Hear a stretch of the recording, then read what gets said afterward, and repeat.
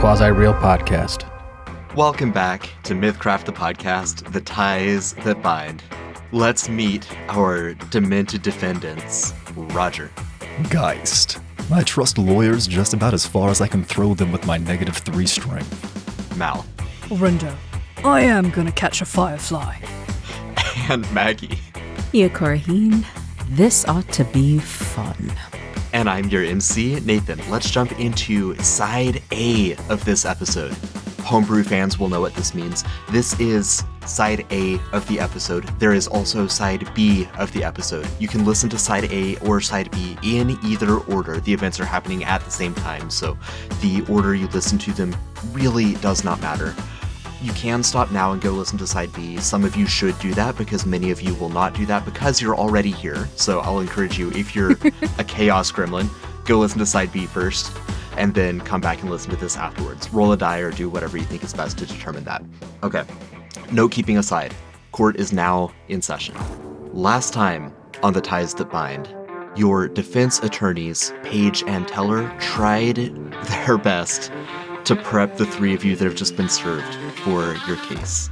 We arrive at court on Capitol Hill. It is a gorgeous neighborhood. It is a late summer day, clear skies, crisp air, a little bit of a northerly breeze coming in.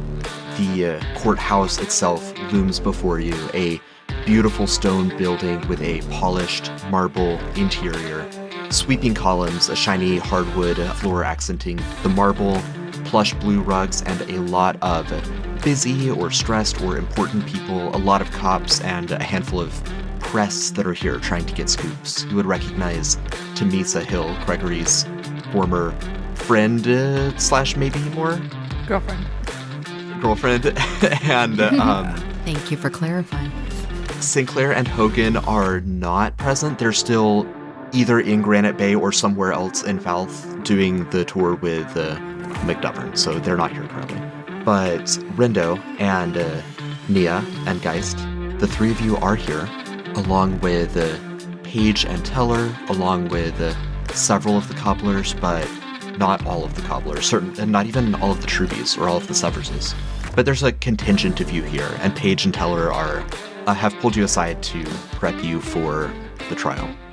Paige would rifle through his notes, and he'd say, just so that you know what to expect once we get in there, once court is in session, Attorney Keen and I will each make opening remarks, remind the jury of the ground that we've covered, and prime them to listen to your testimonies. One at a time, we will call you to the witness stand. One of us will question you, then the other. And then after each questioning, we'll make brief statements and then move on to the next one. Keen and I alternate who goes first. Keen insisted on giving opening statements today, which means, opening statement from the prosecution, opening statement from the defense, first questioning from the defense, cross-questioning from the prosecution, questioning from the prosecution, cross-questioning from the defense, so on and so forth until the day's done. Piece of cake, right? That's the most complicated cake I've ever heard of. Cakes do have layers. It makes sense.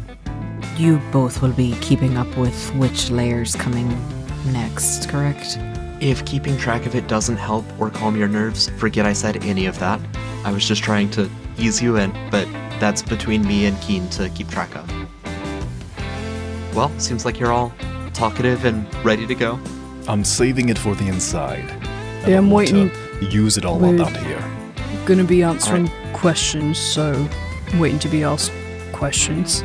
Smart man. Yeah, that's great. All right, I'll see you all in there. Teller and Paige give you some space, make their way into the courtroom. Geist looks over to Mia. Are you sure we can trust them? I know that the lawyers provided for us, but... I mean, we don't really have any other choice. Who have been defending us this entire time by proxy of Pete.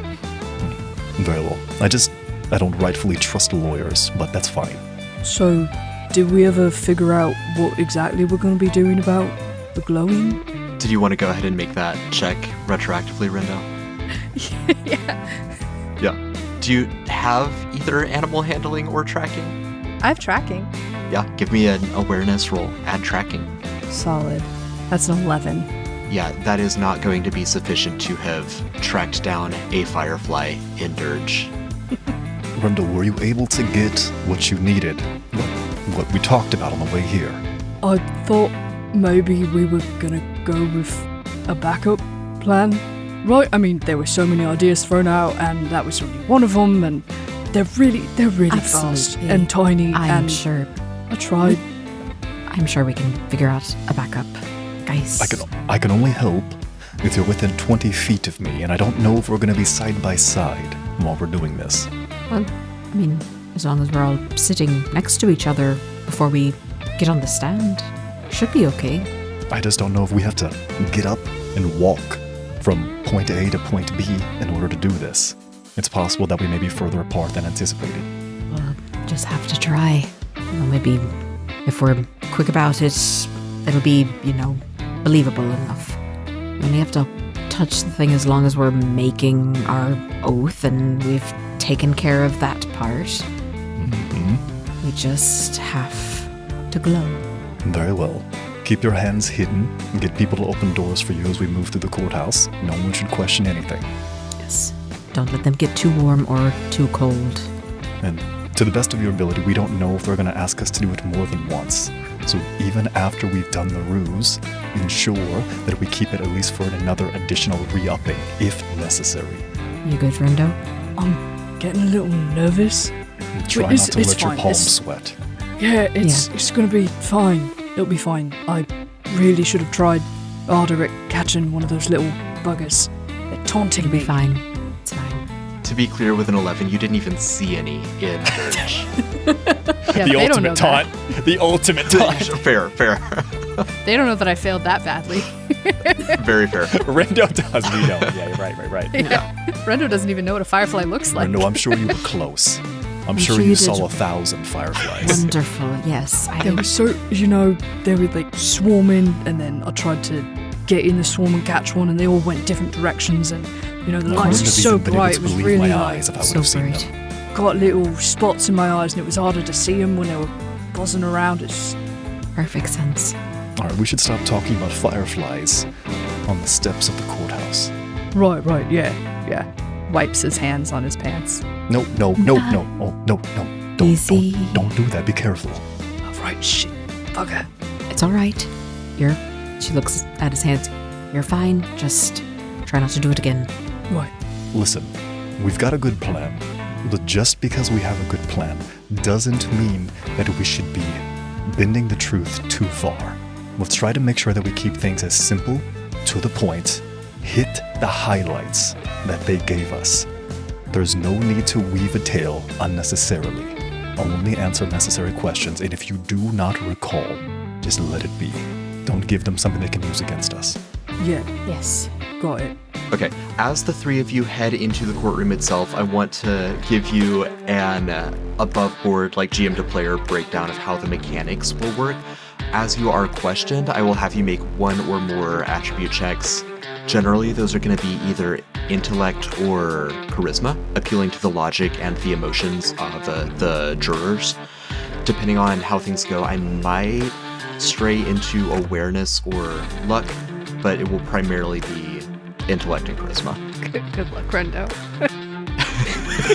Yeah, He's gonna do great, Rendo. my best skills. I'm so smart and charismatic. I have a checklist of the jurors. As you succeed on certain checks, I'll note to myself that certain jurors have been swayed. Each of the jurors also have secret unlocks. I don't know what to call it. They've got gives where if you press the right button, then they will just automatically switch and decide that they're going to acquit you as well. Poke the shit out of these jurors. You've activated my trap card. Minigame unlocked. You do not know what kind of trigger it is or what kind of button you need to press. It is not, I'm going to roll a d6 until I get Miles to like me. So if across the three of you, you do not convince all of the jurors, then the trial will continue. If by the end of the day at court, the three of you collectively have managed to get everyone to acquit the Trubies or everyone to indict the Trubies, that triggers an end of the trial. One of the two is my personal hope for the end of this day, but we'll see what happens. Yeah, we all have hopes for how this is going to go, Nathan. I don't think we're all going to get them met. Yeah, you walk into the courtroom, you see Bill sitting in the back, shoulders slumped. You see Stacy and Annabelle and Pete closer up to the front. At the very front of your side of the row, there's a spot for witnesses, so that's where the three of you will be seated. There are a multitude of Dirge Police Department officers in the area, primarily sitting on the prosecution side or just on duty protecting the space. Sorry, it should go without saying, this is another area where your weapons are confiscated and there's no room for negotiation on that front. On the front side of the prosecution, you would see three police officers that you recognize to some degree or another. There's Police Chief Eric Durant, husband of Taylor Durant, who has had run-ins with one of Nia's personas. There's Ernest Walker, who offloaded a tremendous number of source cards to the Whispering Winds. And there's Lorena, who I think of all of you, Nyx interacted with the most, so I'm not actually sure any of you know who that is. But Rendo and Nia might have... She's like vaguely familiar from Ladies' Night at the New Lease way back when. At the defense table, you would see Paige and Teller. They've got all of their notes ready. They're portraying an air of confidence that you may find comforting. On the prosecution side, you see Vipula Keene, who looks as sharp and precise as a scalpel. She appears to be an older human, has like precise but understated makeup. I think Nia in particular would notice and appreciate that. You know, it's conveying a very shark-like look. Like she smells blood in the water. She's here to win, and she seems poised and ready to deliver a very difficult cross-examination. Up on the northwest of the room, you would see the 12 jurors in the flesh. You've seen their photos before from the briefing yesterday, but you see them all there. And then across from them, you would see Judge Shepard, a Trollkin, older. She's female. She's got a like powdered wig style sort of look going for her. Looks very refined up on her judge's podium. She bangs her gavel. The court will be in order. I will begin the session by having our prosecuting attorney, followed by our defense attorney, make their opening remarks at this time. Attorney Keene takes the floor.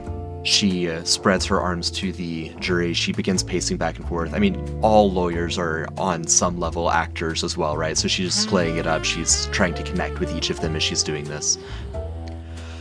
Over the past weeks, we have looked at the facts. We have analyzed the flashpoints of conflict between Molitor and the cheeky cobblers. We have weighed the civilian toll, measured both by damage to property and loss of life. I do not suggest that Molitor is innocent, quite the opposite. They were a nefarious group with nefarious aspirations, but they were thoroughly defeated in this conflict and have not been seen or heard from since. This is itself a good thing, but the way by which it was achieved is not. We have law enforcement officers for a reason. Police Chief Eric Durant and the whole DPD worked tirelessly to protect us from the violence wrought by Molitor and the cheeky cobblers alike. To that end, make no mistake, the cheeky cobblers are guilty as sin. They have blood on their hands and should be dealt with accordingly. The defense will try to paint them as justified in their use of extrajudicial violence. Defense will argue that they were only trying to protect themselves and push back on an aggressor. We are not here to litigate their hearts. We are here to determine if, beyond reasonable doubt, the cheeky cobblers and their affiliates are responsible for the destruction of property and loss of life throughout Dirge. Thank you. She'll take her seat. Paige glances back at the three of you to judge how the three of you are looking as he gets up. How are the three of you looking as he takes the floor? Rendo's sweating. I have one hand firmly in my pocket, the other one hits them with a slight trembling thumbs up. Nia's trying her best to just play it cool and look very innocent, very meek, very mild. Mm-hmm. Paige gets to the floor. Once it's clear that he's supposed to have begun, he waits for long enough that there is a pregnant pause before he starts. Responsible. responsible for the destruction of property and the loss of life throughout Dirge. That's an interesting choice of words from prosecution. Responsible. Imagine, esteemed members of the jury, that a burglar breaks into your house. You hear the glass shattering, the muffled thud of boots on the rug. It's the dead of night. You just happened to waken, but your child is still sleeping soundly in the next room. You hear the bootsteps creaking down the hall, and then the sound stops. They're right outside your innocent little child's door. What do you do? What is responsible? You grab a bat and you rush the thief. What responsible parent wouldn't?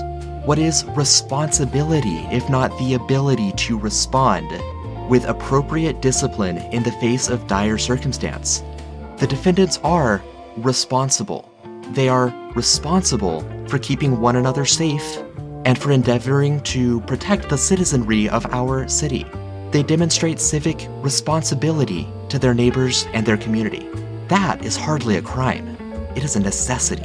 He gets down, takes the seat, and then the judge says, We will now hear from the first witness. That would be a Mr. Geist. please take the, stand in front of the crystal and take the appropriate oaths. Geist would get up, head over towards the crystal.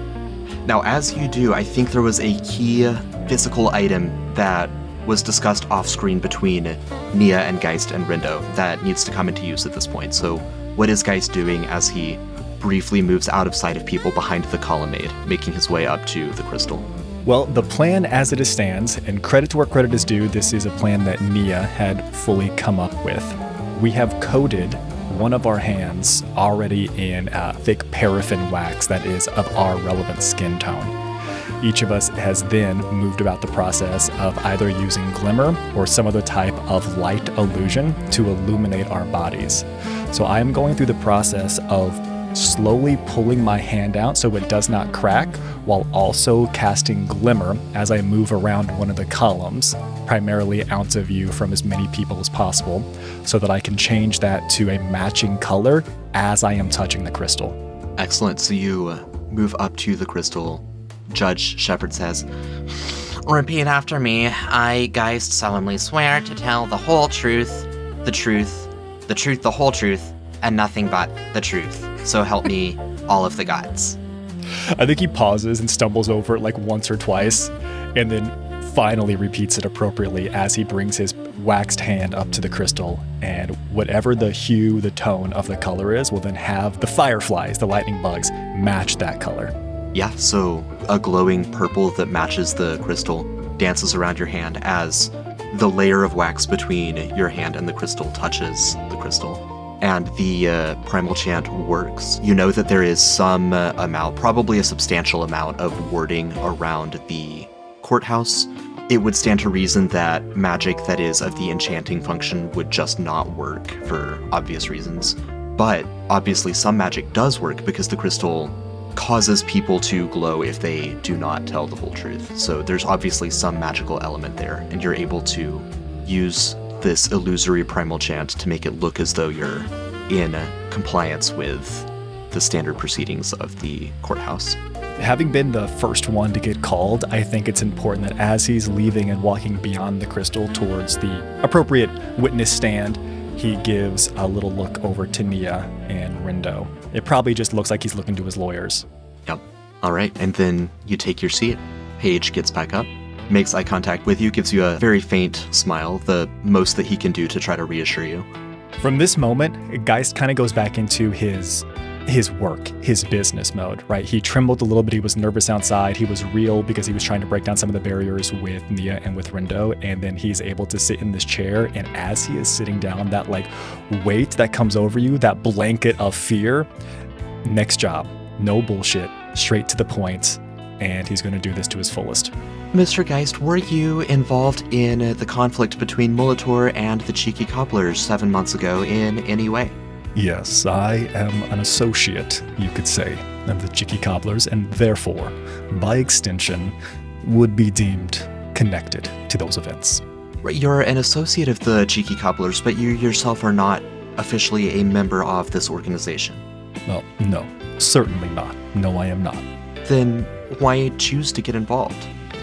I think it comes down to community, friendship, and the people that you care about.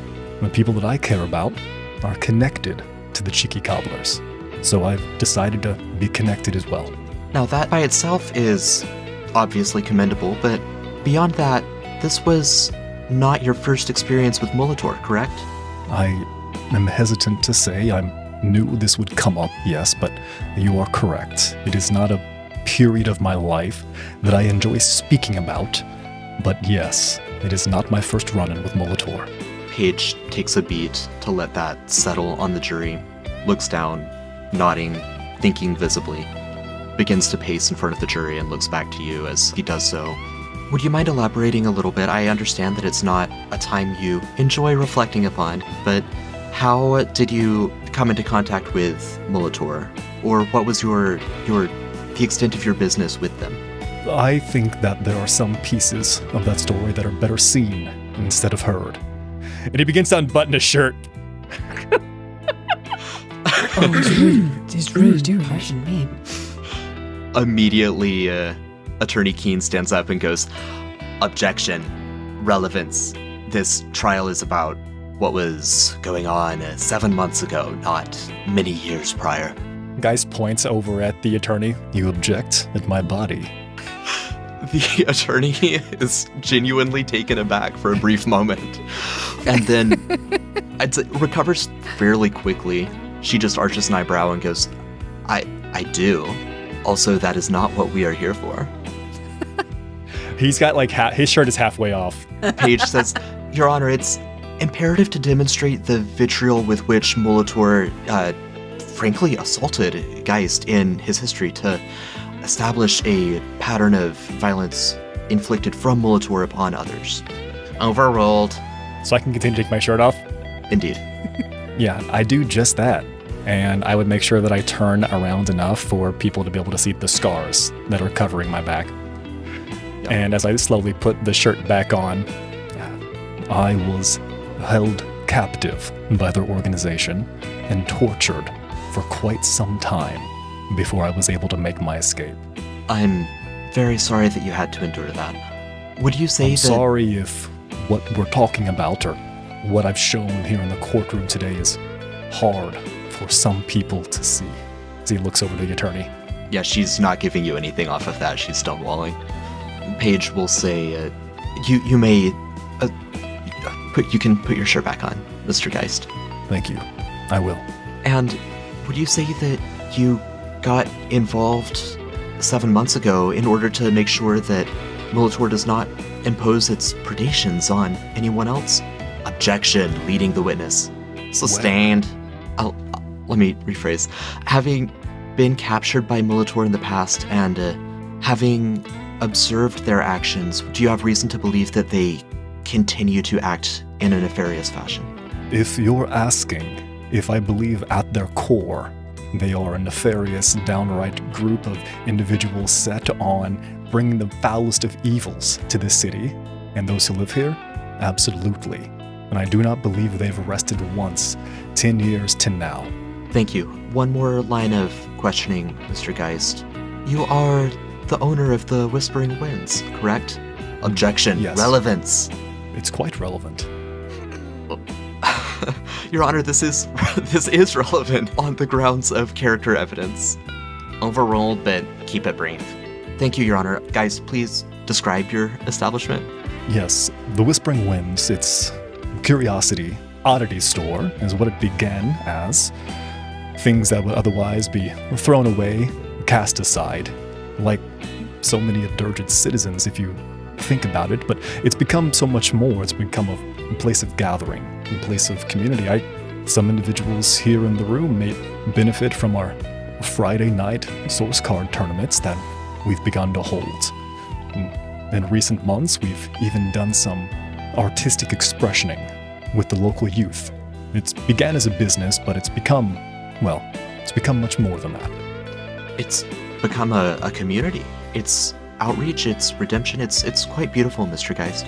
Forgive me, Judge, one final question to you, Mr. Geist, or one final topic pertaining to the gang war directly, if we're worried about relevance, shooting a glare over at the other attorney. The most violent day of the gang war involved a series of bombings across Western Dirge. Where were you on that day? Well, I understand how the principle of this room, the crystal, works. I will not lie as to my whereabouts that day. When things were getting heated, they rose to an apex. I was where things were most dire. You are already aware of the fact that I was near where many of the explosions took place. I was with my friends, I was with my community. We were trying to help, but that day was a terrible day. Of course, you were trying to help as any upstanding citizen would.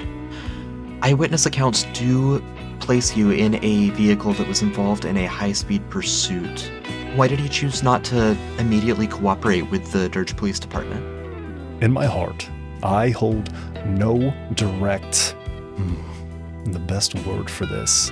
I have no issue with the Dirge Police Department.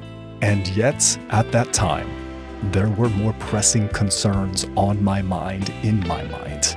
There was somewhere that I needed to be, and I worried that even a brief respite with the Dirge Police Department would have led to even greater loss that day. That is not to say that the loss that was suffered was not already great, but I needed to take care of the people that I care about. Thank you, Geist. No further questions, Your Honor. Esteemed jurors, we see Geist as a man who is trying to make an honest living. Scarred by a dark past, as many of us are in this city, but he moved beyond that to develop a beautiful burgeoning community in the city.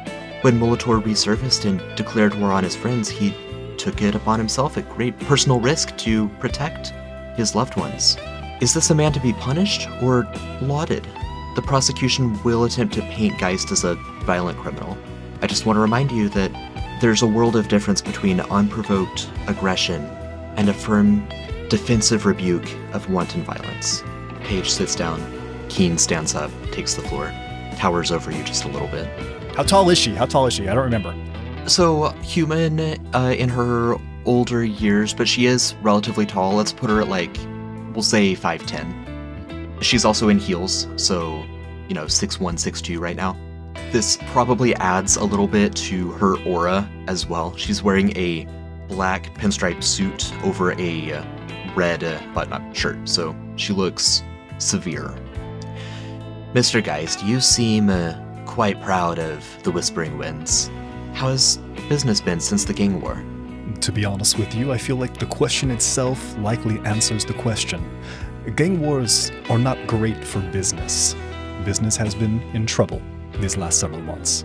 And I'm sure you've been spending every waking moment tending to your business? No, I have not. I don't believe there's a business owner on this planet who tends to their business every moment of every day. It's not healthy. So you see it flounder and you simply allow it to? I see something flounder, and I look to greener pastures. I find other things to do. I find other ways to help the community. I find other ways to continue to keep things afloat. I ensure that I have multiple pokers in the fire at any given one time. Have you overseen your shop at all in this time? If you're asking if I'm familiar with the operating procedures and the daily operations, yes, to an extent, but I do have other individuals who oversee the day-to-day. And let's talk of those other individuals for a moment. Have you overseen your gang of juvie thugs running about and vandalizing property with graffiti dicks? Geist points out at the judge and yells, "I object at this line of questioning. This is insulting to those children and the youth. And I will not sit here and stand this. I will not take this idly." Witnesses cannot object. That's not how the system works. I assure you, I have. Please, repeat the question. Have you overseen your gang of juvie thugs that have been running about and vandalizing property with graffiti dicks? Through the method of questioning that you have selected with your words, no, I have not. I do not know of this gang that you speak of. Very well. What have you been up to since the war cooled down? Objection, relevance, character evidence, Your Honor. Overruled. If you must know, I have taken up some jobs with the local temple, if that says, does that tell you what you need to know about my character? It is beginning to. Have you ever been in a fight? Absolutely. I feel like I'm in one right now, in fact. How many people have you killed? Objection, self-incrimination. Sustained, you know better than to ask that, Keen. Apologies, we'll move on. She side-eyes the jury to be sure that they all clock that you did not answer how many people you have killed. Because I couldn't, right? Because I've got I'm ready. I've cocked and loaded. Although it was overruled, I mean, witnesses can be unruly. If you choose to interrupt, that is your prerogative. I think as it's whatever, sustained or overruled. Yeah. I think Geist would interject and be like, it's fine. I am more than happy to answer this question. You see Paige just like shake his head just once, but obviously he can't stop you. I think it would be impossible to count how many people I have killed. I sell odds and ends. I could give somebody a how-to book on some type of ritual that I've never fully understood myself, and they tell me they're doing scholarly endeavors. Who am I to say what they're doing with any of the items I've sold from my establishment? If I step across the street without looking both ways and somebody swerves into something else, another building, another car, they go to the hospital after the accident, they die weeks later from their injuries, how am I to know, was I the person that killed them with my choices and my actions? It's impossible to say how many deaths my life have caused. Cute. You obviously consider yourself a skilled orator, Mr. Geist. Do you consider yourself a skilled driver? From time to time, but not always. She has no idea. She doesn't appreciate the meta, but... He whispers to himself, well answered. That was funny as shit. Mr. Geist, were you behind the wheel in that high-speed pursuit that the defense mentioned previously? I was located in a direction that was behind the wheel, yes. Were you driving the automobile, Mr. Geist? I was not. Dirge Police Department records suggest that your high-speed incident ended with the automobile crashing. Can you elucidate as to what transpired?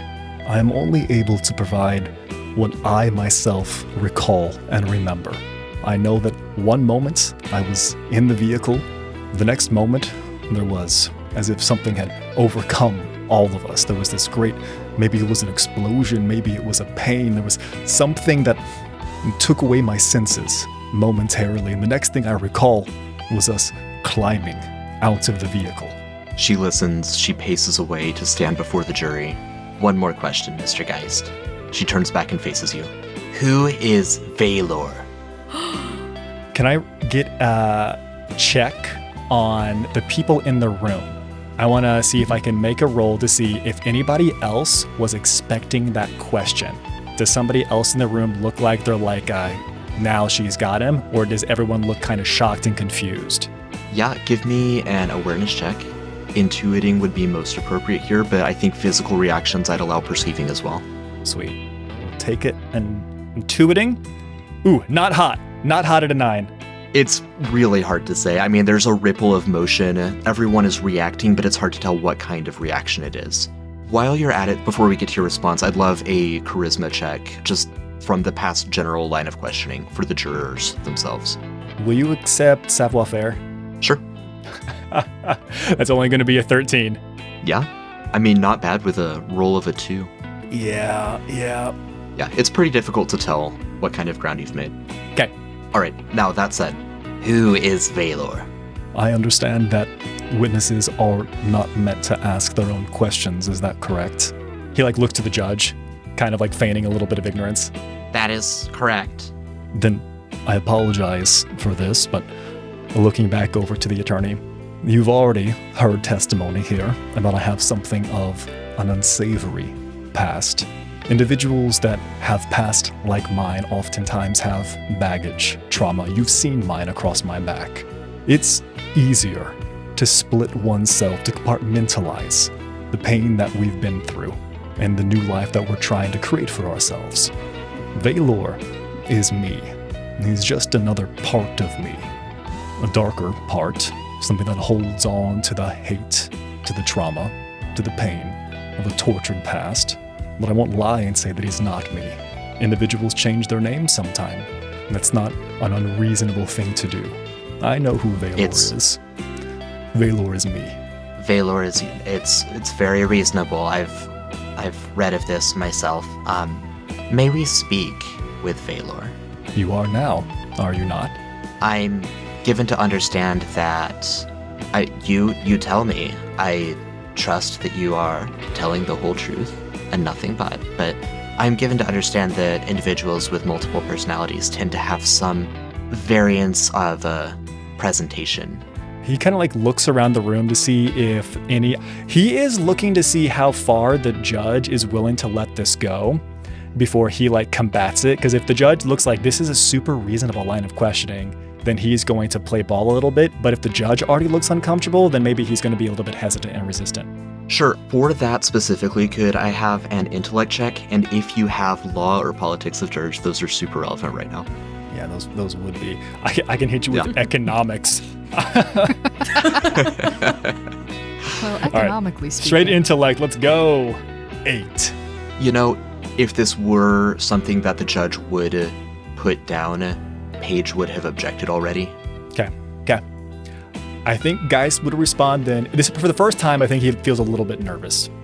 She was right whenever she said that he considers himself a bit of an orator whenever push comes to shove, but this is dangerous ground. I'm not going to lie to you simply because I can't. I don't know. I don't know if I can. I don't know if I can successfully go to that place again. It's possible. I just don't know if I can do it. There is no need to make a man who is clearly so traumatized relive the darkest parts of his life. We will allow you to retake your seat. Thank you, Mr. Geist.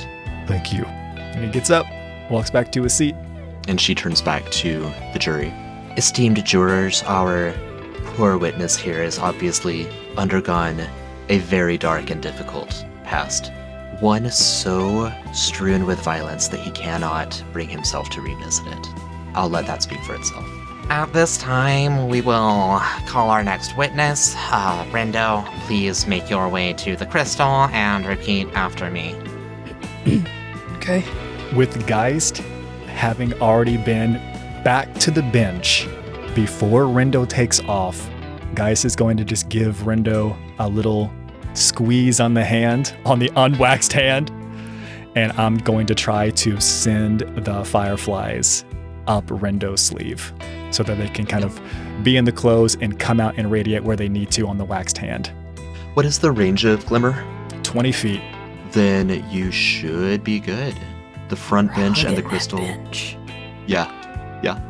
Like, you know, you do that thing where you lean forward and rest your chin on your hands because you're tired of sitting in a pew. That puts you just in range of the crystal. Right, Rendo, legal name. I solemnly hereby swear to tell the truth, the whole truth, and nothing but the truth, so help me all of the gods. I solemnly hereby swear to tell the truth, the whole truth, nothing but the truth, and so help me all the gods. You may take your seat. And the prosecution gets up to tear into you. Orindo, on the day of the explosions, multiple eyewitness accounts place you at a deli with a gun raised, yelling threats. Do you deny this? I deny that I was yelling threats. I was trying to get everyone out. Eyewitness accounts would corroborate that you yelled everyone out. Yelling that while holding a gun up, you will forgive eyewitnesses for feeling threatened. I mean, in my experience, it's the quickest, easiest way to get people to listen to you when there's an emergency. So, when you need people to listen to you, you point a gun at them. In this instance, I pointed it at the ceiling, because I didn't want to shoot someone. You pointed a gun at the ceiling and yelled for everyone to get out. What did you do after that? Tried to get everyone out. People started shooting at me. There were bullets flying, people were screaming. And I suspect that if you had not yelled nor aimed your gun, bullets would not have started flying. That rather you tipped an incident from peaceful into violent. There were explosions happening all over the place, and it was absolute chaos. We were trying to get everyone to a safer place. And if you remember, that building did end up exploding. So if I hadn't have started that commotion, everyone in there would have died. Very good. So you're saying explosions were happening all over the place. Chaos in the city. And you wanted to get people to a safe place. So you walk into a building, raise a gun, yell, "Everybody out!" Chaos ensues, bullets begin to fly. When there's a shooting at a public place, people scatter. There's more chaos, not less. Don't you believe that you further endangered these lives by sending them every which direction into the jaws of Inferno? I believe that I was doing my best at that time. This has been really logically argued, so I'd angle for an intellect check here. But you're also a very empathetic figure, and she's obviously, like, talking down to you, and that's rubbing the jury wrong a little bit as well. So you can go charisma if there's a difference between the two, or if you've got a skill that you feel is appropriate here. My only positive skill from either of those things is intimidating. That's not going to fly in this particular. Sure, I don't want to do that. Rendo, just take your shirt off too. Yeah. There you go. It worked at ladies' If I night. may, That we again, also somebody talked about that in the car. When in doubt, strip. I rolled a 3. You guys are killing me here. Yeah, so Nia and Geist from the bench, you can see that the jury is, like, not loving Keen's tactics, but they can't argue with her results. And they're uncomfortable, but they're kind of turning against Rendo right now. Rendo begins to cry. No. Keep going. Use it. Rendo, another question, and before the defense objects, this is character evidence. Rendo, what is a Hellspawn? From my understanding, it's a being crafted by magic to perform a task. And are you a Hellspawn? I mean, yeah. So you were created to perform a specific task. Who created you? Who else do you see making Hellspawn? The witness shall not ask questions of the prosecution nor the Right, defense. Forgot. Yeah, I asked that. My first Makes time in sense. court. Sorry. Molitor. Molitor created you. Why did Molitor create you? I can't ask you any questions. I was going to. I won't, because they needed There's a bodies. couple emotional jurors that are starting to come back on your side. They needed bodies, so they make them. And I take it you no longer work for Molitor? Wouldn't be sitting here if I did. Rendo, when was the last time that you made a deal with someone from Molitor? I don't remember. It's been a while. And besides the previous witness, Mr. Geist, do you consort with any other individuals who are or were affiliated with Molitor? Were, but no longer are, and didn't want to be in the first place. No further questions, Your Honor. Cool. And if you want to make another charisma check, go ahead and see if you got anyone back on your side. Please be nice to me. It's a 10. Yeah, so it's inconclusive, but there's a general sense that Keen overplayed her hand in her treatment of you. Cool. Paige will hop up. He's looking a little bit more confident after that. I'm not sure how present each of you are to witness the meta of what Paige is experiencing, but Paige was most worried about this moment and seeing that Yay. Rendo handled himself like really well against Nice. that vicious interrogation. Yeah, Paige is pretty happy with that. Rendo, why did you leave Molitor? Well, I met Geist, and I realized he told me that there was more to life, being alive, than working for Molitor and doing the dirty business that they do. I took a chance. I think that speaks volumes, Rendo, so I'll simply ask you one more question, and this is character evidence before we go on that theatrics. Rendo, will you tell us about the new lease? Oh yeah, so it's my bar, my business. One thing that Geist told me was once I left Molitor I had a new lease on life, and I was walking down the street and I saw a building that said new lease on it, and so I thought that was Alright, meant for and me. You you found your way into management of the new lease. And what sort of community outreach have you done there, Rendo?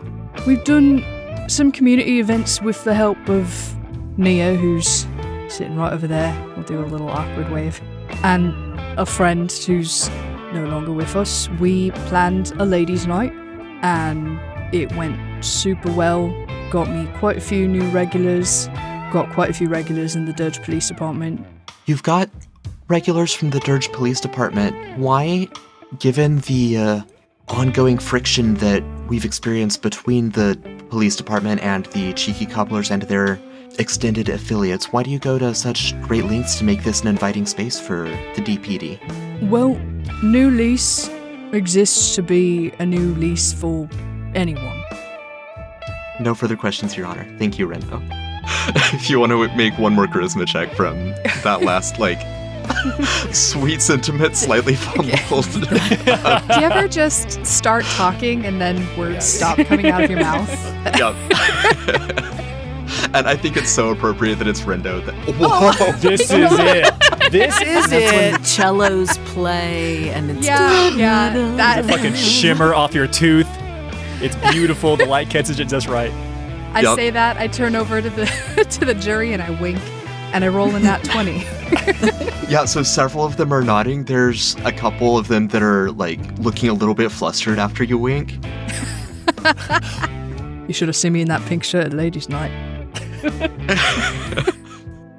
And as you take your seat, Paige would turn to the jury and he'd say, "Esteemed jurors, I think that Rendo has very clearly articulated that he's a man of profound character. He knew that there was danger, marched into the line of fire, raised his weapon so that it would not hit anyone who might be innocent, did not know if they were or were not innocent, but assumed that they were, made sure that they got out of harm's way, at great personal risk, announcing his own presence to the enemy. He seems an exemplary man." Paige returns to his seat. And we'll now hear from our third and final witness of the day, Morgiana Koryahin. Please take the stand by the crystal. Repeat after me. Nia would get up, and prior to that, though, the same maneuver, she'd probably put her non-waxed hand on Geissney this time as just sort of and here we go, giving the fireflies an opportunity to sneak onto her. And they do. I, Morgiana Koryahin, hereby solemnly swear to tell the whole truth, the truth, the whole truth, and nothing but the truth, so help me under all of the different gods. What you said? And as inconvenient as it is, she slows down and makes you actually repeat for the legalistic proceedings of Dirge. And Nia would oblige, for sure. She would. Yep. She would definitely. Yep. All right, and Paige takes the stand again. Morgiana, or may I call you Nia? Please. Nia, having joined the Truby family and by extension the Cheeky Cobblers through marriage, what were your initial impressions of the family? Very, very much different than what I was used to, I would say. But honestly, a very caring and loving brood. Very welcoming. I think I expected to be afraid of my in-laws, and I've never once felt that. And neither of your families, neither the Trubys nor the Koryahines, have been involved in violent criminal activity for a number of years before that night. Before your wedding night, I should say. Do you know why Molitor chose to attack you? I really don't. Beyond the fact that perhaps it was that there had been this existing gang war between my in-laws and Molitor, I think they recognized it to be a vulnerable event that they could capitalize on. It's just unfortunate that it happened to be my wedding. Unfortunate, I might indeed speculate deliberate. When Molitor dragged the Cheeky Cobblers into a gang war, how did you go about getting involved? I tried my very best to bring what skills I had available to me, which honestly was conversation. I offered to try to make amends or some sort of at least discussion with their leader, woman to woman, as it were. And even prior to that, you also brokered peace with one of the cobbler's old rivals, if I'm not mistaken, the Ingots. Oh, indeed. They're a great lot, and I really think it was, like so many issues in Dirge, just a misunderstanding.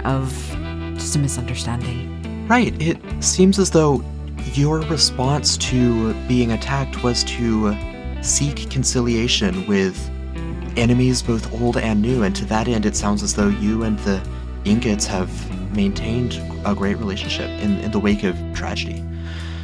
And as you said, you reached out to the leader of the very organization, the leader who killed your cousin-in-law on your wedding night. This is not the action of a rabid mob princess. This is the behavior of a leader. Let me ask you, Nia, did you attempt to maintain a positive relationship with the DPD during all of this? As positive as one can maintain, I have found since entering into the union with the Truby family that my relations with the DPD could be a bit tense at times. It seems like there is a bit of a preconceived notion of what anybody related with the cobblers might be like, and the police tend to treat everyone very much in kind in that way, so I try to avoid them as best I can, but when I have dealings, I have always tried to be cordial. I would love a politics of Dirge check from you real quick. I would love that. I'd love a politics of Dirge check.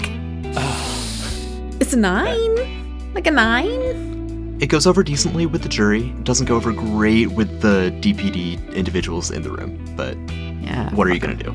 Yeah. So Paige nods. He says, Nia, would you say that at every opportunity you took the role of peacemaker? You didn't initiate violence, you tried to strike bargains, you looked for ways to de-escalate? Objection, leading the witness. Sustained. I'll rephrase. Molitor attacked you on your wedding night. After that, they did you were at a number of confrontations. In aggressive confrontations with Molitor, did you ever personally initiate physical violence?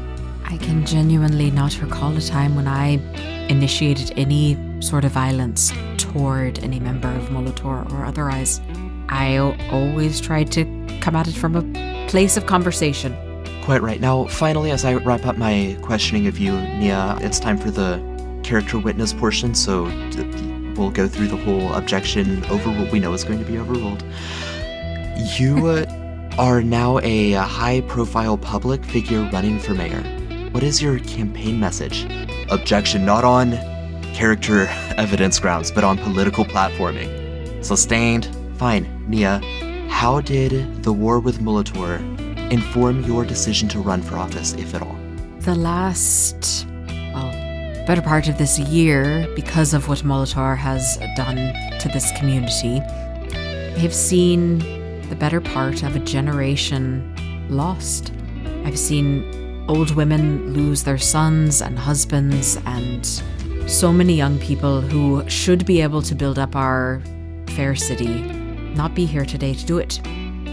So much of what has influenced me in that time since then has been how to better the next generation and the people that are still here that can make a difference in the city. And to that end, it seems you've done a great deal in order to make a difference. Can you briefly describe some of your methods by which you have tried to improve Dirge, even before running for mayor?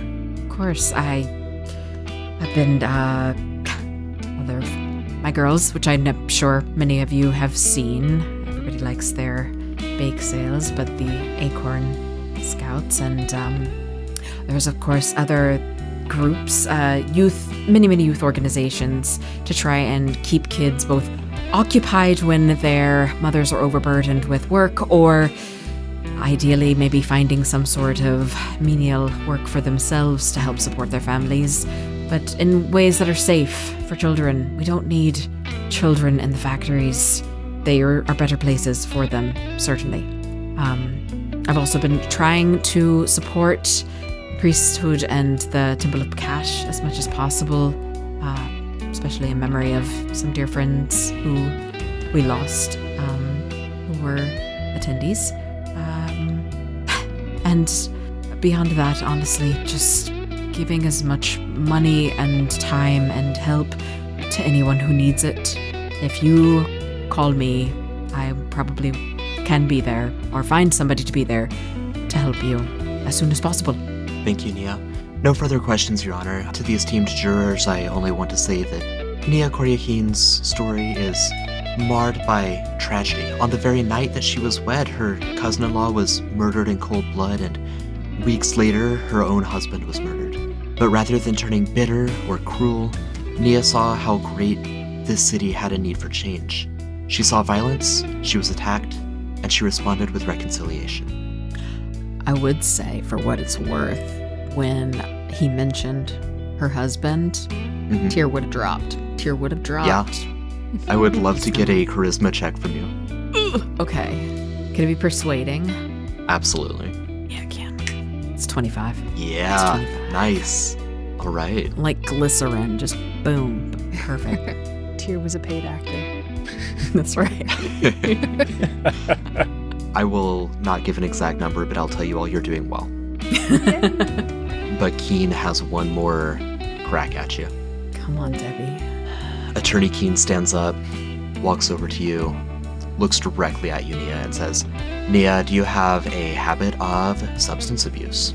Well, I'm an adult in dirt, aren't I? Witnesses may not ask questions I of the prosecution nor the defense. I do apologize. I did not. Force of habit. Yes, I have been known to occasionally partake in various substances recreationally for relaxation or festive purposes only.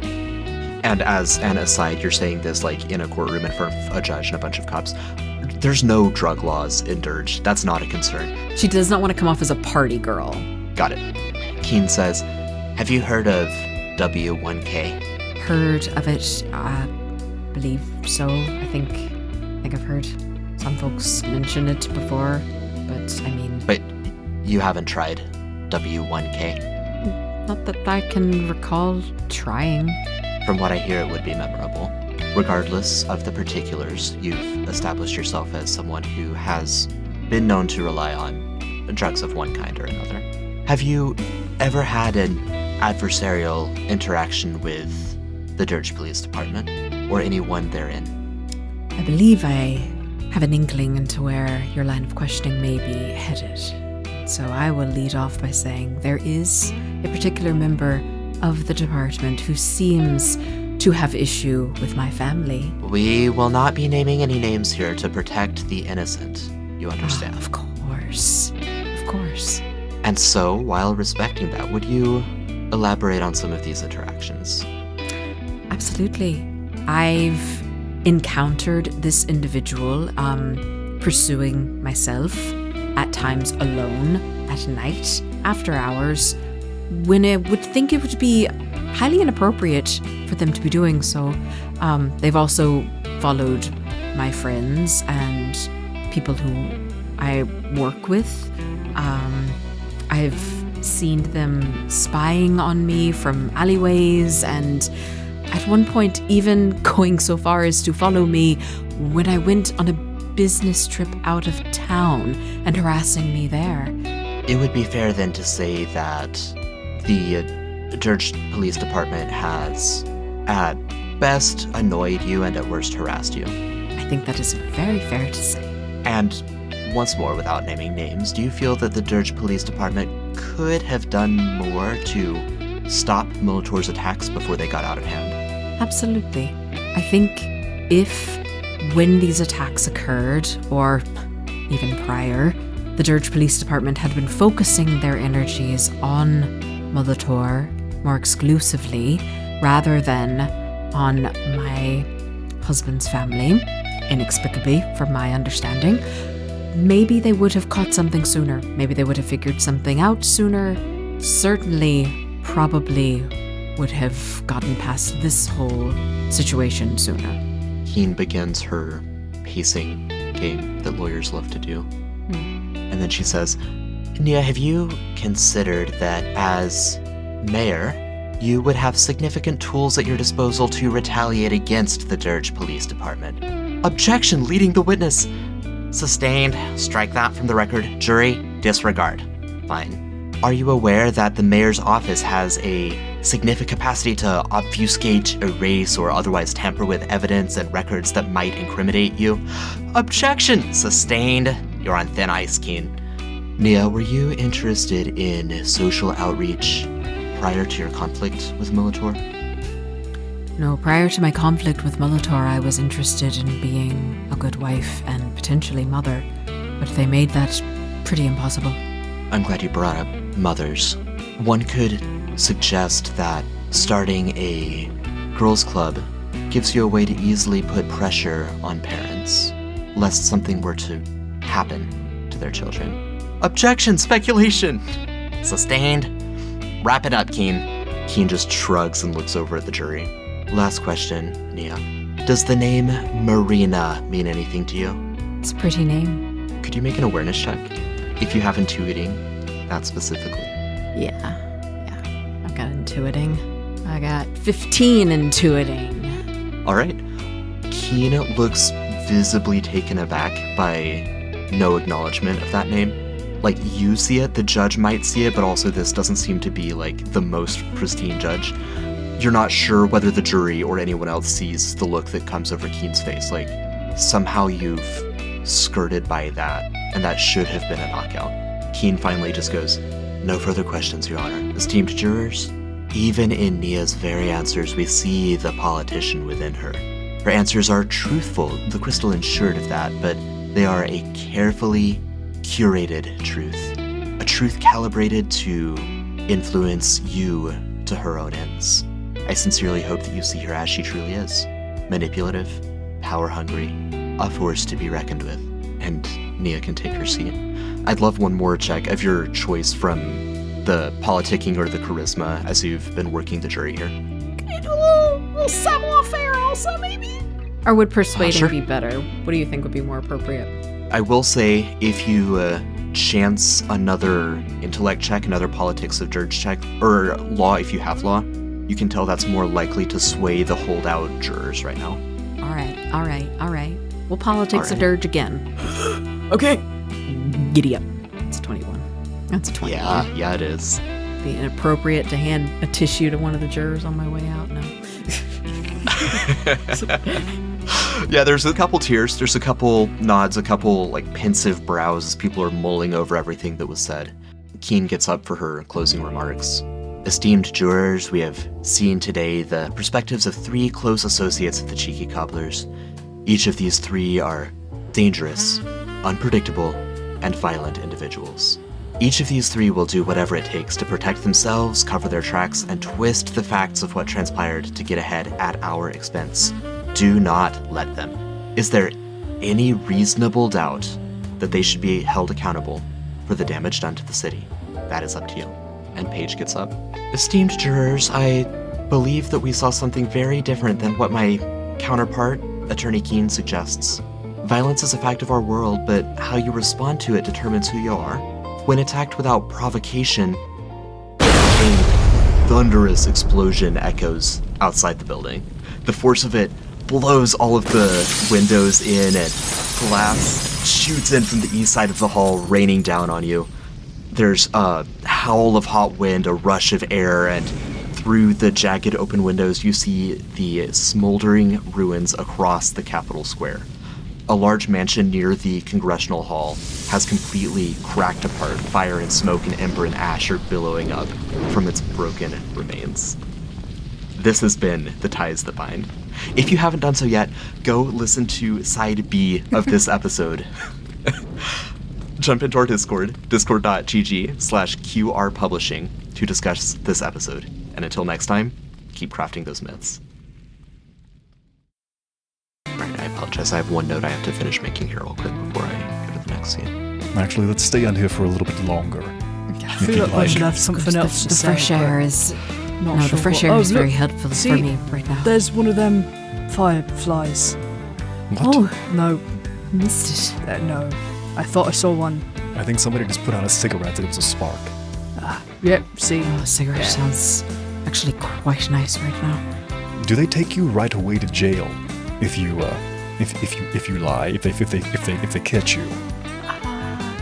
I think they probably would have to make a determination of how severe the lie is.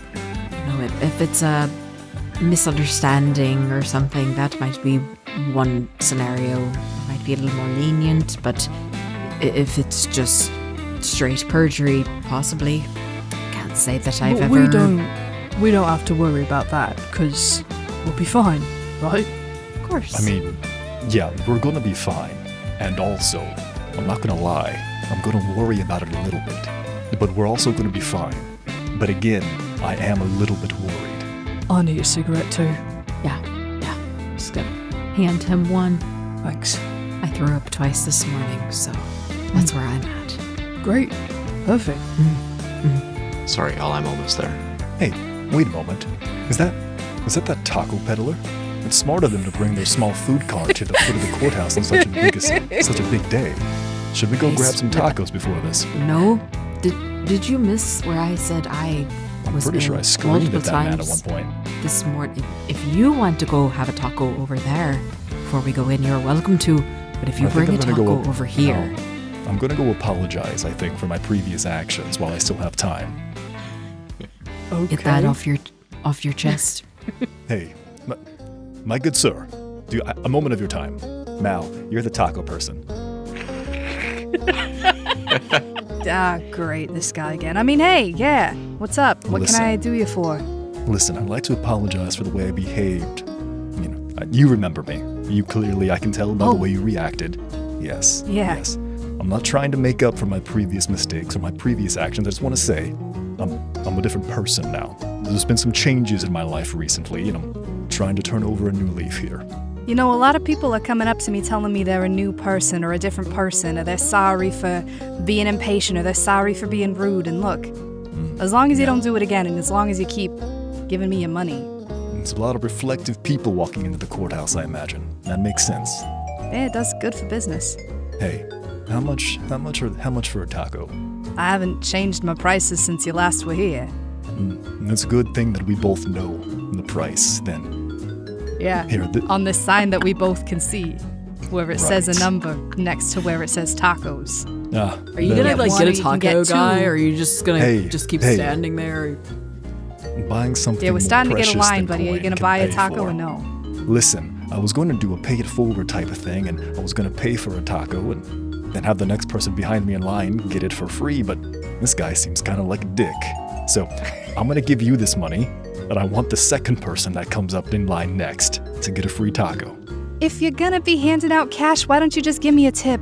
Again, I was also going to leave a tip for you, and I think a couple of weeks ago I probably would be walking away right now because this is not going the way that I anticipated. But here, Yeah, this should you're right. this should All right, cover fine. a taco, and this should, I don't know, help with, I don't know, you got kids or something, Taco Man? Polly, is this guy assholing you about your kids and stuff? What's going on up there? Yeah, he's getting all personal, and all I want is for him to Just buy a take taco and my then leave. money. I'm gotta sorry, go, yeah. and he runs away.